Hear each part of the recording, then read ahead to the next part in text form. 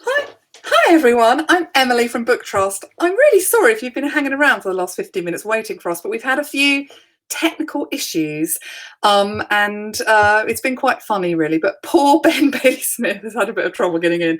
But anyway, he's now moved to another room and he's going to be there. It was a bit sad because he'd beautifully laid out a set in his room with all lovely pictures, but now he's in another room. But anyway, so here we are for another exciting event for Pyjamarama. And it's my great pleasure to introduce Ben Bailey Smith and Akyuz, who are the amazing authors of I Am Bear and Bear Moves. And here they are. Hey. Can I hear you both? Hey everyone.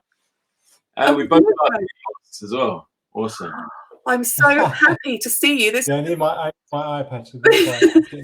This has been a very stressful 15 minutes. I've just been so scared. But now, and Ben, I know you've made the beautiful room to do. Yeah, I set up a whole bear room basically with lots of bear designs and posters and stickers. But what I'll do is I'll take a photo of it and I'll stick it out there online so everyone can see the full bear room later. The beautiful effort that you made. But I must say, your wallpaper is very charming. Yeah, at least there's an animal theme of animal theme. It's very lovely. I've got my bear. Yes. He's How old? He's 50 years old. That's incredible. Like me. And he's got like a very rubbed nose, and he's been cuddled a lot. Oh wow! It's sweet, isn't it? I've still got him, and he's wearing a onesie that my nan knitted. Is the onesie 50 years old as well? The onesie is about 40. I'd say it's about 48 years old. The onesie looks in great condition. Considering he's been around. Children who looked after their toys in pictures. Yeah, exactly. So you're both in your pajamas, I think. Yes. Can we have a little bit more of a look at them? So Ben, you're sporting. You've got some nice blue pajamas. Yeah, and I've got these sort of quite hard to see the trousers. Yeah. I've got these slippers that are a bit like sleeping bags. That's nice. They look cozy. Very cozy. Very nice. And you've got your special little sleep. Yeah, got the sleep one, which is really good. And Sav, you look like you're a stormtrooper. Stormtrooper onesie. Yeah, it's nice and cozy. You know, it's so nice. The recent cold, chilly nights. And I've got the bear issue eye mask as well. Goes over my glasses, so when I wake up, I can see. That's really good. My glasses on. You both look amazing. Thank you so much for joining us. I've got, first of all, a question to ask you. Why do you think it's so lovely to read a book at bedtime? Well, I think the good thing about reading at bedtime is that it's, especially nowadays, the time when everyone sort of puts their phones down and switches off everything and just sits around together. And, you know, you might have a cuddle, you might sit on your parents' lap, and it's just a nice time. And then you whip out a book like Bear Moves and you're like, let's dance! You can't go 5 minutes. Bless you. Read it 5 times and everyone's dancing and stuff, so it's all good. And what do you think is the great combination about books and bedtime?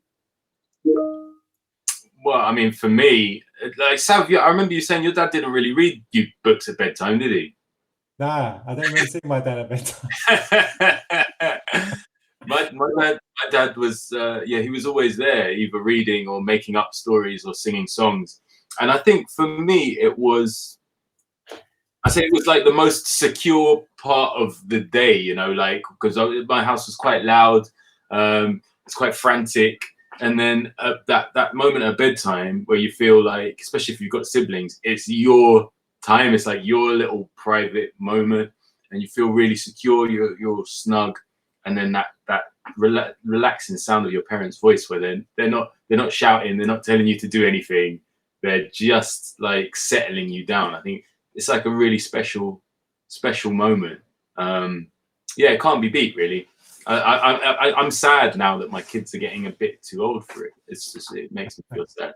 Yeah, I managed to read to my son until he's listening to this. I know I think he was 15 which was pretty good going, wasn't it? But my daughter probably stopped when she was 11 or 12 because she just didn't want me to read to her anymore. But yeah, lovely. What were your favourite worlds? What are your favourite worlds to go into in books? Oh man, Any? I'll tell you what. In terms of like worlds created, especially in picture form, there was a writer called Richard Scarry when I was little, and he used to write and illustrate. And he'd create these worlds. There was, I think, one of them was called like The Busy World of Richard Scarry, and they were big, oversized books, and just entire towns with lots of little animals. No humans. They were all little animals in clothes doing different jobs. And I always wanted to live in a Richard Scarry town because there was so much going on and so much to look at. But then I also liked books where it literally takes you into another world through a door or through like I've got a couple of classic examples here. There's a John Birmingham book called The Magic Bed, where this kid Georgie he gets a second-hand bed and he can read a secret. There's a secret code on the bed head, and then the bed will fly to different worlds. I remember loving that. And then of course this classic as well. You can literally see the world change around this kid, you know. So stuff like that I was always into. But what about you, Seth? Oh, I was about to say Where the Wild Things Are is the one that sticks in my head, and I just realised actually if I put my hood on, I'm sort of dressed up a bit like Max at the beginning. You're a bit Max. You know, when he's dressed up as a wolf. So yeah, Where the Wild Things Are for me was the one that really sticks in my mind, that I think that influenced me the most as a kid. Those monsters, they're scary, but you want to hug them at the same time. Yeah. Do you think it influenced your art style at all as well? I'm pretty sure, yeah. I mean, my art style, especially in my teens, was quite dark, and I'm sure some of that's rooted in that book in particular. That stuck in my thought. But I also love the world of The Tiger Who Came to Tea. I'd love to have a tiger. I don't know where I'd hide, but I'd love to have a tiger roaming around my house. It'd be amazing. I love that book so much. I love that there's just no apology for the fact that there's a tiger in the house. Yeah, and he's massive. I mean, he's massive. He's sitting at the table and he's just clearing out the cupboards and drawing him. He's just huge. He's like, there's nothing you can do about it. Yeah. I love it. Just drink out the tea. You want to hug him as well at the same time. Yeah. Tea, yeah, of course. Oh, lovely. Now, you're going to do a little performance for us now, aren't you? You're going to read, performance. Yeah. Read I Am Bear. I've got my copy here. I've got my hardback. This is my prized possession. Oh. Only hardback of it.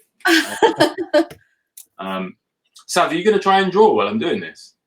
Yeah, let's do it. It's a you read this book. So Sav's going to draw at a phenomenal pace. to make No, it's not that fast. Let's see. All right. Let's see if my pens are ready. And so I'll try and draw a bear while you read. All right. Yeah? Here we go. Okay. I am bear. I am bear. There he is. Oh, let's get in the camera. There we go. And I am bear.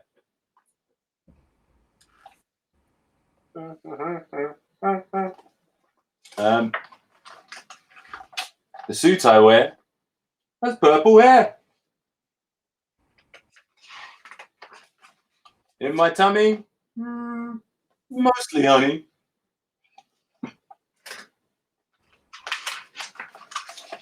Here's a thingy I find funny. Knock, knock. Who's there? Munch, munch. My lunch.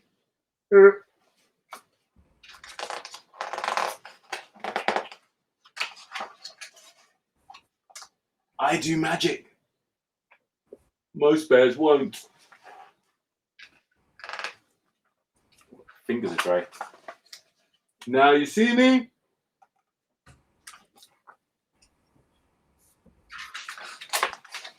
No, you don't.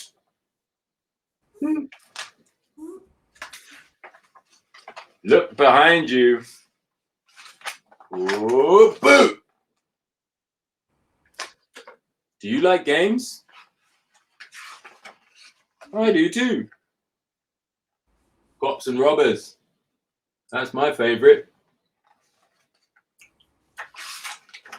Donuts missing. Guess who ate it? Fun with friends. That's the main thing. Favourite hobby? Probably painting. I am Bear. And I was there. Now I'm gone.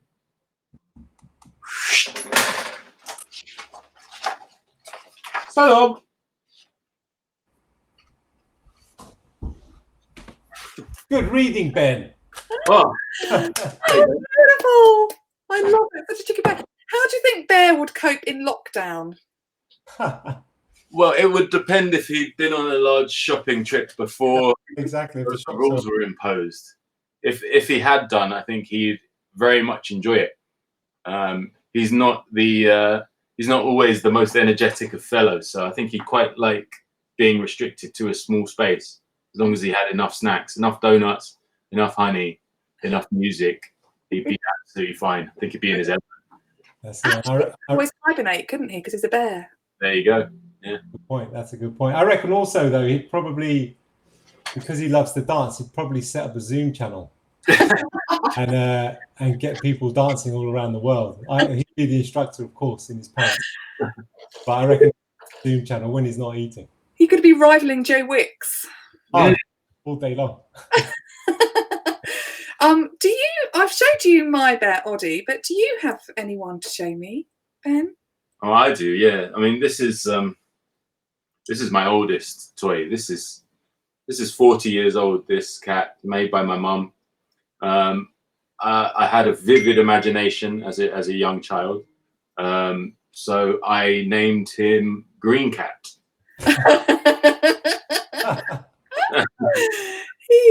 I love it because why? I was always into metaphor and simile. Yeah, at a young age. Never really had any holes. Never had any need for repair. He's in pretty good nick, but he's obviously special because there is only one Green Cat. There'll never be another. You can't buy a Green Cat. I guess you could have bought the pattern in the early 80s or late 70s. But other than that, I love the fact that no one's got this except me. So lovely. What a beautiful. Did you actually used to sleep with him? Do you remember? Yeah. So I passed him down to my youngest, but I'll always be I don't. It's difficult for a grown man to sleep with a cuddly toy. I think, like for women, it's okay for some reason, but at the same time, I can't throw him out, or like I'm happy to have him by my bed. You take him on the road with you, but I know you're on the road a lot. Do you ever take him on the road? No, it's a timeshare with my youngest. Oh, right. She looks after him. Yeah. Sav, you had a bear, didn't you? Yeah, so I haven't got a lot of my stuff with me, and I don't actually know where this bear is. But I asked my mum this week, and I said to her, "Did I have any toys when I was a baby?" And she said, "Yeah, you had this little bear called Maxie." And I was like, "Really, Maxie?" She goes, "Yeah." So and that's like, I sort of vaguely remember this thing, and so I don't have it. But what I can do is try and draw Maxie for you guys so you can get an idea of what he looks like. Nice. So I'll do that. But I did find another thing, which is not a toy for bedtime, but I found a picture of me when I was probably not even a year old with a little toy in my hands. And maybe this could have been... Oh, maybe that was Maxie. Maxie. So I'll show you that picture now. Oh, look at you. You are so cute. Chubby baby with huge hands. So that there. Oh, you look like your daughter, Sav. So there's a little thing in my hand there, which is like a little goofy dog. So yeah, there's a little guy there. But let's try and draw Maxie from memory. From memory. Memory of a 3-year-old mine. So it might not be exactly how he looked. Let's start that here. It might not be exactly how he looked, but we'll give it a go. Where did I put my pen? All right. So.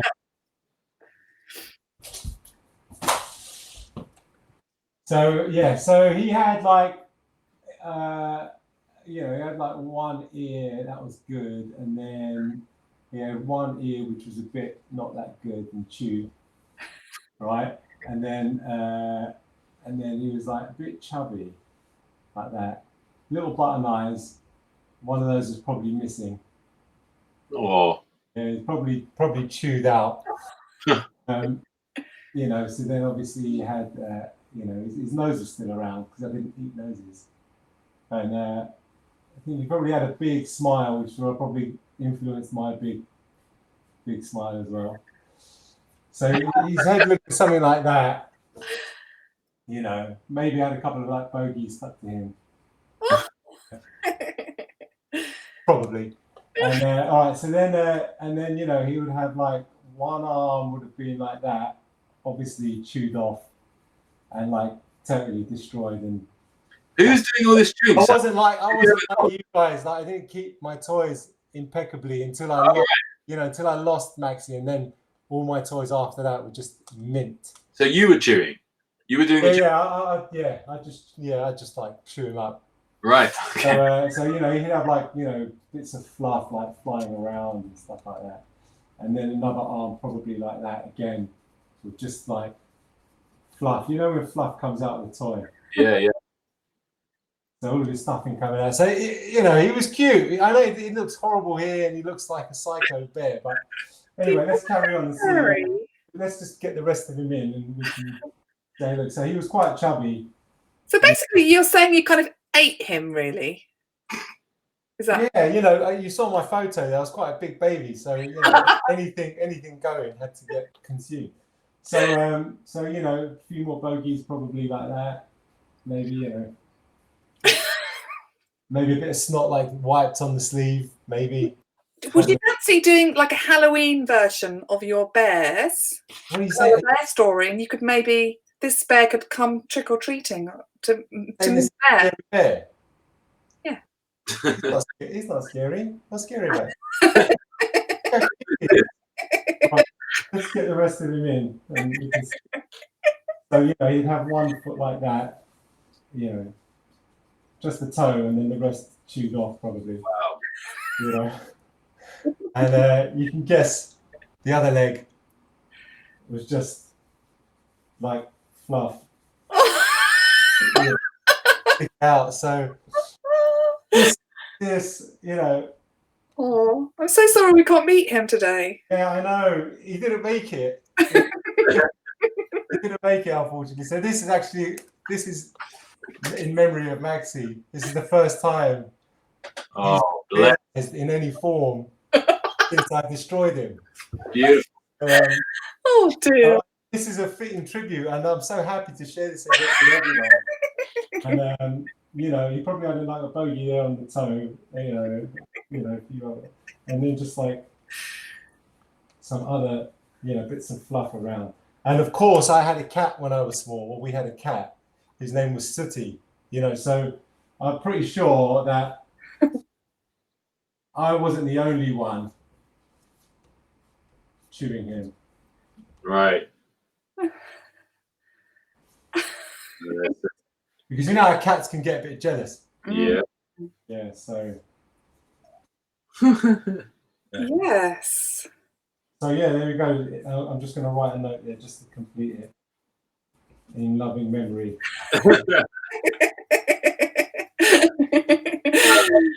Of Maxi. Oh. And the funniest thing about that is I said to him, that's lovely. I think everyone watching this should draw their bear, whatever age, or their animal, whatever age they are, and whatever condition, and tweet them. Yeah. Fun to see. Yeah, that's it in memory. Are we ready for another reading? Yeah. Yeah. All right. Cool. Got my hardback copy here of the second book in the Bear series. I've got a giant version here. Bear Moose. You got the giant version, sir. Giant, yeah, this is like a one-off giant book. So just Oh yeah, we use that one for like a normal size book.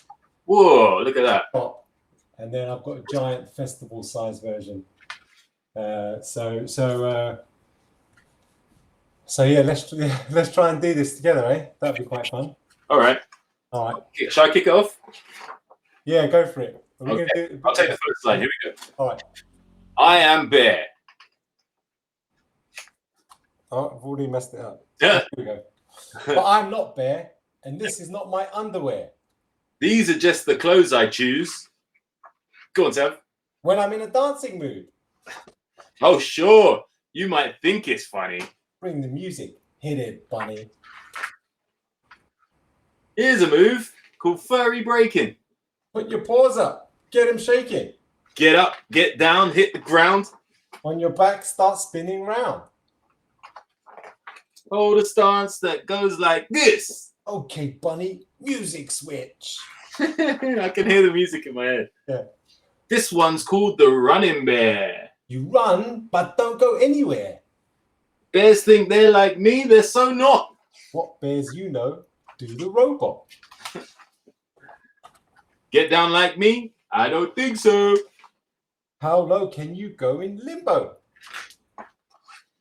One for mums and dads and whatnot. Grab a friend and do the foxtrot. Move your bodies nice and smooth. You to me and me to you. Now here's a treat for kids and grown-ups. All you need's a box of donuts. Eat these and you've every chance of doing a great belly dance. Giant donuts would be cooler. Climb inside and do the hula. No more donuts in the back. Time to have a different snack. Boom. Where are you off to? You can't quit yet. Ah, he's dancing. That's the quick step. Oh, well, bunny. Just us then. Start that music up again. We can do the twist this time. Turn around and wind behind. One more dance, and this sounds crazy. But I need the perfect lady. Someone who is just my size. With paws that hit the floor and glide. Someone sweeter than a mango. Perfect. It takes two to tango. Careful, though, how low you stoop. Dancing can be tough. I'm pooped. Good one. I love it. That was just so. I've been dancing. Luckily, I was off screen, but it was really cool. I've got something to tell you. Very important thing. While you were doing that, we did a little poll on Twitter about your bear drawing, asking, "Is it terrifying or adorable?" And adorable's winning. It's adorable. Oh God. I just feel so excited. I love hearing you two read. You're just brilliant double act. You're just a perfect double act. I love it so much. What do you have any other children's books by anyone else that you'd want to recommend or that you love reading? Sam, do you?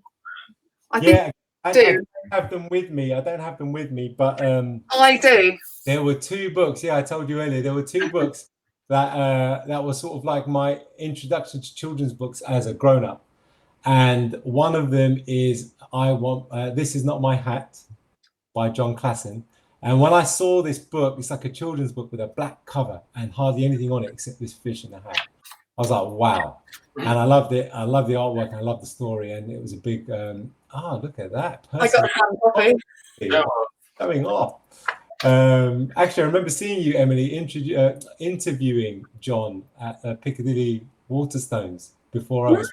Yeah, I came along to have a little butcher's. Oh, so there was that was a big inspiration and a great story which I love. And also the other person who was at Piccadilly Waterstones that day was Chris Horton, and he had a book called A Bit Lost, which I just thought was a beautiful, beautiful book.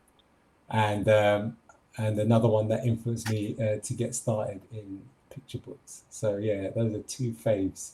Oh, that's lovely. Ben, if you, I don't think I asked you to prepare any for this. Oh no, but I've always picture books nearby. For newer ones, definitely John Classen's been a huge inspiration, and I love this one. I Want My Hat Back. And the other sort of newer one that I really loved was one that I read for CBeebies Bedtime Stories, which is called My Big Shouting Day, by Rebecca Patterson. And that for me is the funniest new picture book I think I've ever read. But I'm still, as much as I love the new ones, I'm still so tied to the classics, the ones from my youth. And I have actually here I've got a few that are from when I was, picture book age. So these are actually from the period. This one's really special to me. It's illustrated by Sid Hoff. And this was the first book that I ever saw that had a little brown boy as the hero. Yeah, it's all in sort of greens and browns. I've never seen that book. Is it American? It's brilliant. It's American, yeah. I don't know how we got hold of it. I would wager that my mum stole it from.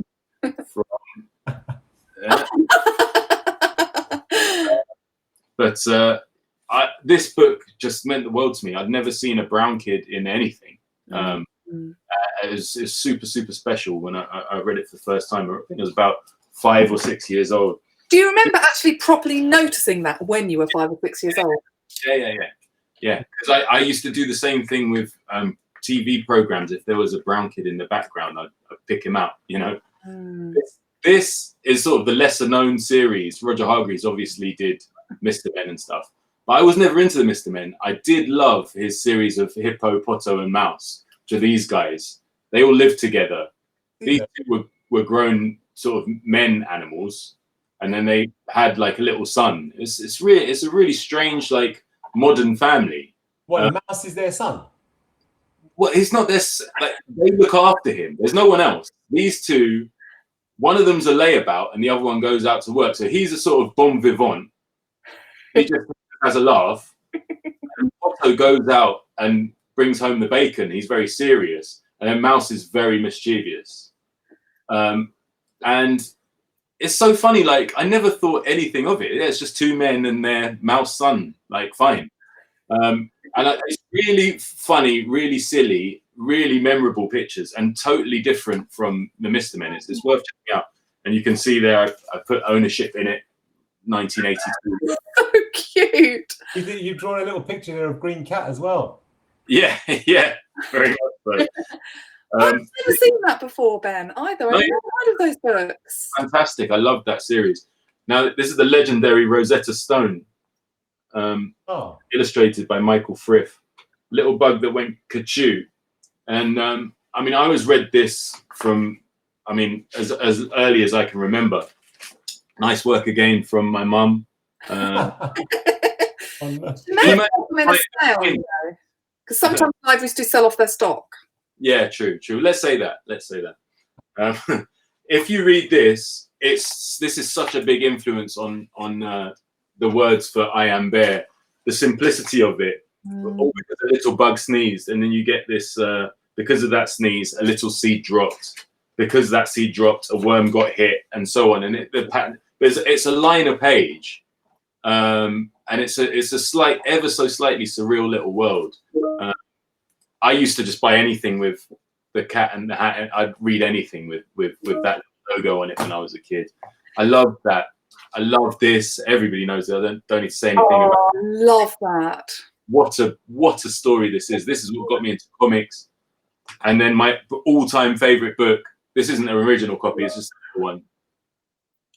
I love that book so This is the greatest children's book of all time. Yeah. If I ever became like a religious man, I'd be stood on a mound like this in the centre of London, just waiting for this book shouting thing. What's that version?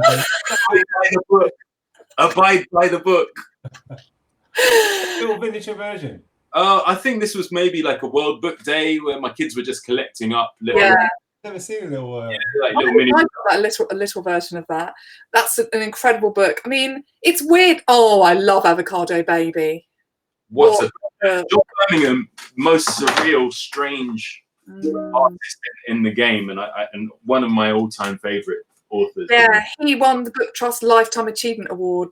Good. Not last year, the year before, just before he died. He has died since. What or you get off my train. Oh yeah. Bed we spoke about. Avocado Baby is something else.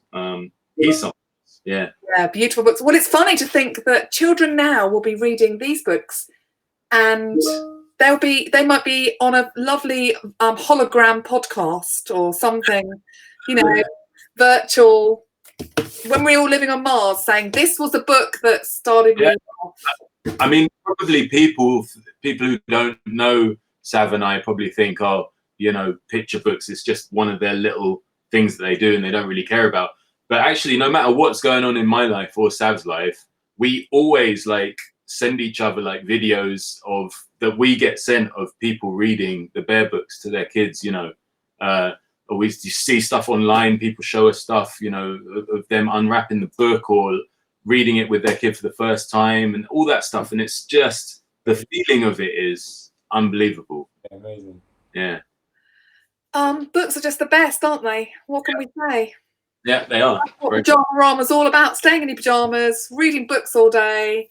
And what a pleasure it's been to have you guys. I have loved it so much. Thank you so much for everything you've done today. Thank you. It's been a pleasure. It's been fantastic. And I'll show you one thing, Emily, before we go. Yes. I've got this really weird thing. I don't know if anyone's ever seen anything like this before, right? But I've got here, just really quickly, what looks like the Iron Bear book, perfectly normal hardback version. Okay. I don't know if there are any more of these out there, but see if you can see anything odd about this book.